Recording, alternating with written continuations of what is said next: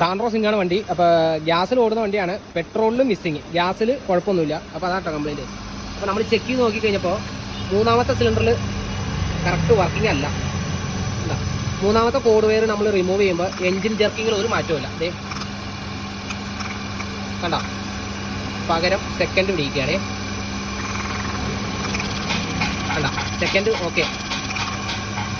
അപ്പോൾ ഈ 3 വർക്കിംഗ് അല്ല, 1 ഓക്കെയാണ്, സെക്കൻഡും ഓക്കെയാണ്, 4 ഓക്കെയാണ്. അപ്പോൾ മൂന്നാമത്തെ സിലിണ്ടറിൽ പെട്രോൾ ഫയറിംഗ് ഇല്ല എന്ന് വെച്ച് കഴിഞ്ഞാൽ വേറെ എന്തെങ്കിലും കംപ്ലൈൻ്റ് ആണെങ്കിൽ ഗ്യാസിൽ കാണിക്കും. അപ്പോൾ അതോട്ടോ കംപ്ലൈൻറ്റ് എന്നാൽ നോക്കാവേ. നോക്കുമ്പോൾ ഈ മൂന്നാമത്തേൻ്റെ ഇഞ്ചക്ടർ ഉണ്ടല്ലോ, ഇതേ ഇഞ്ചക്ടറിൻ്റെ ഉള്ളിൽ അഴുത്തിരിക്കുന്ന നോക്കി. ഇത് ശരിക്കും ഒരു ഓപ്പൺ ഹോളാണ്, പക്ഷെ അഴുക്കാണ്. മൂന്നാമത്തെ ഇഞ്ചക്ടർ ഫുൾ ബ്ലോക്ക് ആയിരുന്നു. അതുകൊണ്ടാണ് മൂന്നാമത്തെ സിലിണ്ടറിൽ ഫയറിംഗ് ഒട്ടും ഉണ്ടായില്ല.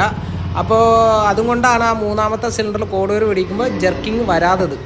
അപ്പോൾ കസ്റ്റമർ പറഞ്ഞത് ഗ്യാസിൽ കുഴപ്പമില്ല, പെട്രോൾ മാത്രമാണ് കംപ്ലയിൻ്റ് ഉള്ളൂ എന്നാണ് പറഞ്ഞത്. അപ്പോൾ നമുക്ക് മനസ്സിലായി പെട്രോളുമായിട്ട് ബന്ധപ്പെട്ട് എന്തോ കംപ്ലയിൻ്റ് ആണ്. അപ്പോൾ ഈ കോഡ് വയർ പിടിക്കുമ്പോഴേ നമ്മളൊരു കോഡ് വയർ പിടിക്കുന്ന സമയത്ത് ആ എൻജിൻ ജർക്ക് ചെയ്യുകയാണെങ്കിൽ അത് വർക്കിംഗ് ആണ്. അപ്പോൾ ചില കോഡ് വയർ പിടിക്കുമ്പോൾ ആ എൻജിൻ ജർക്കിങ്ങിൽ ഒരു മാറ്റം ഉണ്ടാവില്ല.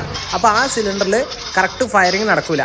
അപ്പോൾ ഇത് ഗ്യാസിൽ കംപ്ലയിൻറ്റ് ഇല്ലാതെ കൊണ്ട് തന്നെ നമുക്ക് പെട്രോളിൻ്റെ കംപ്ലയിൻ്റ് ആണെന്ന് മനസ്സിലായി. അപ്പോൾ ഈ കറണ്ടിൻ്റെ ഭാഗങ്ങളിൽ കംപ്ലയിൻറ്റ് ഉണ്ടാവില്ല. അപ്പോൾ ഇഞ്ചക്ടർ ആയിരിക്കും കംപ്ലയിൻറ്റ് നമുക്ക് പെട്ടെന്ന് കണ്ടുപിടിക്കാൻ പറ്റും കേട്ടോ. അപ്പോൾ ഇതാണ് ഇഞ്ചക്ടറിൻ്റെ റെയിൽ. അപ്പോൾ നമ്മൾ താക്കോൽ ഓൺ ചെയ്യുമ്പോൾ ടാങ്കിൻ്റെ ഉള്ളിൽ ഒരു പമ്പ് ഉണ്ടല്ലോ, ഫ്യൂൽ പമ്പ്. ആ പമ്പിൽ കൂടെ പെട്രോൾ വന്നിട്ട് ഇവിടെ വരും. ഇവിടെ വന്ന് ഈ റെയിൽ ലോഡായി നിൽക്കും. ലോഡായി നിന്ന് കഴിയുമ്പോഴത്തേക്ക് നമ്മൾ സെൽഫ് അടിക്കില്ലേ, സെൽഫ് അടിക്കുമ്പോൾ ECM വഴി ഏത് സിലിണ്ടറിലേക്കാണോ പെട്രോൾ കറക്റ്റായിട്ട് എത്തേണ്ടത് കണക്ഷൻ വരും.